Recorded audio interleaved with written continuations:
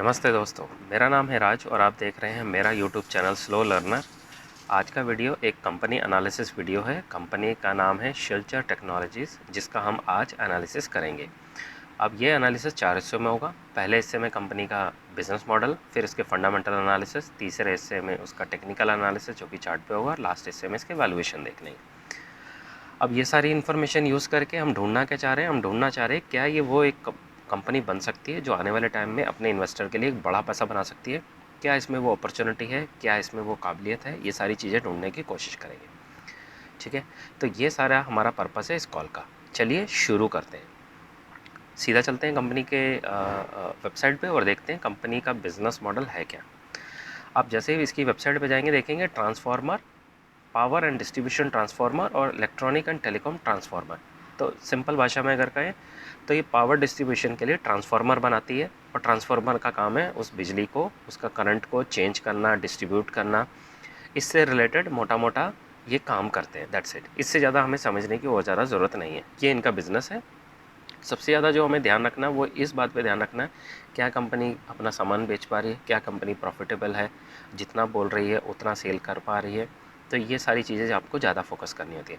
बाकी हाँ, आप कंपनी की वेबसाइट पे जाइए और ज़्यादा से ज़्यादा उसके बारे में इन्फॉर्मेशन लीजिए।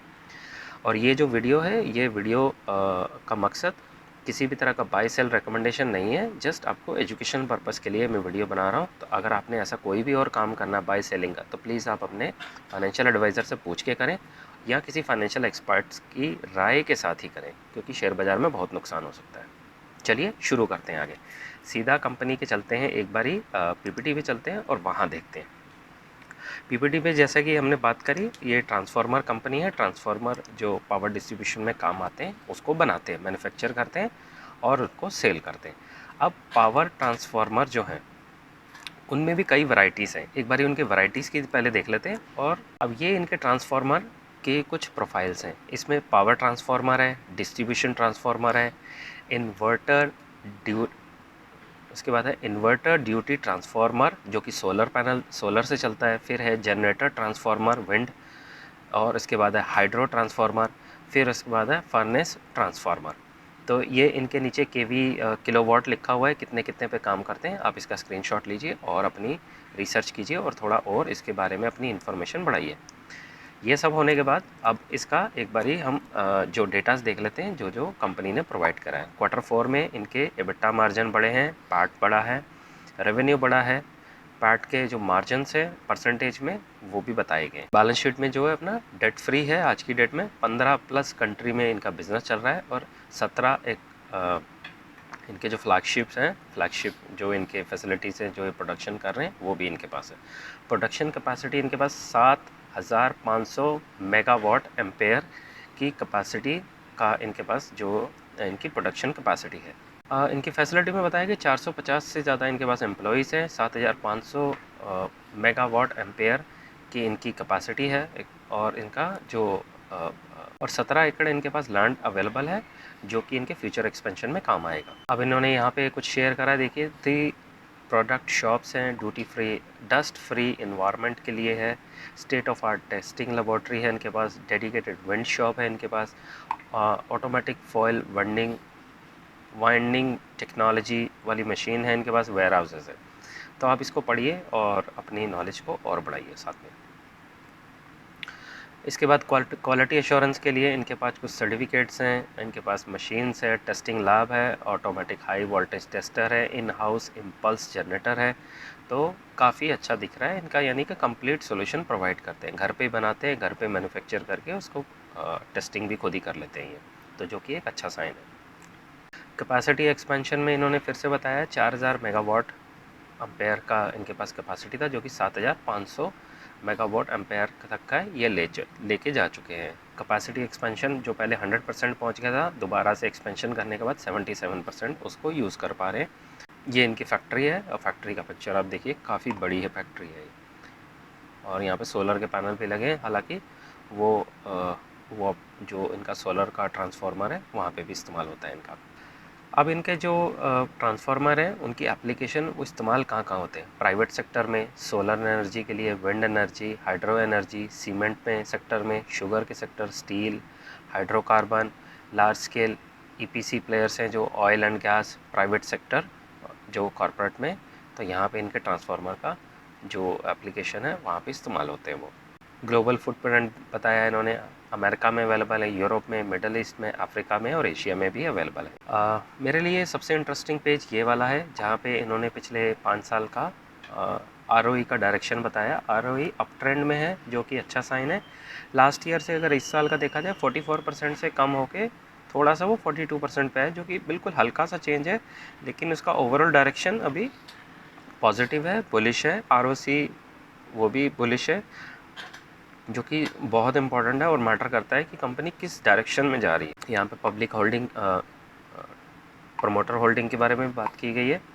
प्रमोटर के पास 64% है, पब्लिक के पास 33, और जो FIIs एंड DIIs हैं वो टोटल 2.16% इक्विटी होल्ड करते हैं। सीधा चलते हैं स्क्रीनर पे और एक बार इसके फंडामेंटल एनालिसिस देख लेते हैं जल्दी से।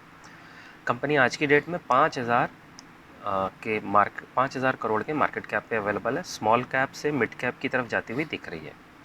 कंपनी का सेल्स ग्रोथ 51% है, 3 साल का एवरेज है। ऑपरेटिंग प्रॉफिट मार्जिन 29 है और ROE 52 है।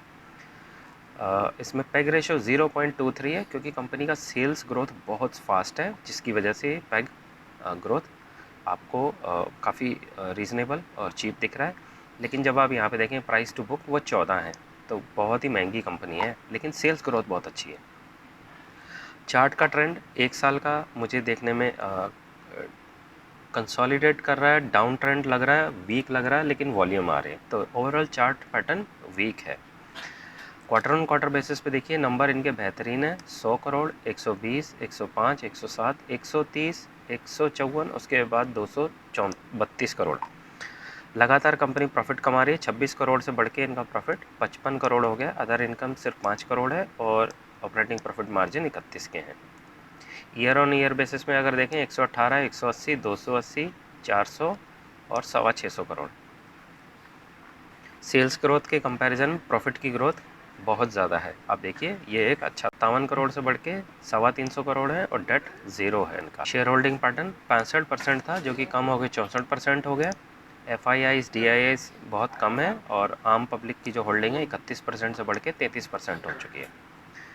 यहाँ तक तो अभी ठीक लग रहा है। अब सीधा चलते हैं एक्सेल शीट पे, जहाँ इसके बारे में एक फाइनल व्यू बनाने की कोशिश करते हैं। मैंने इसकी जो सेल्स ग्रोथ 51 लिखा है और जो पेस ऑफ सेल्स ग्रोथ है उसमें मैंने इसको ग्रोविंग एंड अप ट्रेंड में रखा है, बुलिश में। जो इसके नंबर है बहुत बुलिश दिख रहे हैं। ट्रेजिक्ट्री अप है, क्वार्टर ऑन क्वार्टर बेसिस पे अप है, बुलिश है। ऑपरेटिंग प्रॉफिट मार्जिन 29, ROE 52 है। कंपनी का P 34, प्राइस टू बुक 14, थोड़ा महंगा है। इंडस्ट्री का P 52 है और पैग रेशो 0.23 है। अब इसके जो वैल्यूएशन है उसको मैंने एक्सपेंसिव रखा है, लेकिन एक्सपेंसिव में हायर साइड में रखा है, यानी कि वेरी एक्सपेंसिव में रखा है मैंने इसके वैल्यूएशंस को। ओवरऑल फंडामेंटल जो मुझे लगते हैं वो वेरी गुड कैटेगरी में आते हैं, और टेक्निकल एनालिसिस में चार्ट डाउन ट्रेंड में है, वीक है, लेकिन उसमें वॉल्यूम बाइंग आई है तो स्ट्रॉन्ग होने की कोशिश कर रहा है, लेकिन ओवरऑल वीक है। गाइडेंस मुझे नहीं मिली है तो मैंने नॉट एप्लीकेबल लिखा है इसमें। कैटेगरी वेरी गुड में रखा है इसको मैंने, और जो मेरे रिमार्क्स हैं उसके रीज़न है good pace of sales growth और सेक्टर इन डिमांड है, जिसकी वजह से इनके नंबर्स बहुत ज़बरदस्त आ रहे हैं। फ्रेंड्स प्लीज़ आप इस वीडियो को लाइक शेयर सब्सक्राइब कर दीजिए, क्योंकि आपके ऐसा करने से मुझे बहुत मोटिवेशन मिलता है, और उस मोटिवेशन की हेल्प से ही मैं आपके लिए ऐसे और भी नॉलेजेबल और इंटरेस्टिंग वीडियो बना के लाता रहूँगा। तो प्लीज़ आप इस वीडियो को लाइक शेयर एंड सब्सक्राइब ज़रूर कीजिए, क्योंकि इस चैनल को आपके सपोर्ट की बहुत ज़रूरत है। तो ये था मेरा आज का वीडियो। आई होप मेरे इस वीडियो से आपको काफ़ी कुछ सीखने को मिला होगा। मिलते हैं अगली वीडियो में, तब तक के लिए सीखते रहिए, खुश रहिए, इन्वेस्ट करते रहिए। Thank you.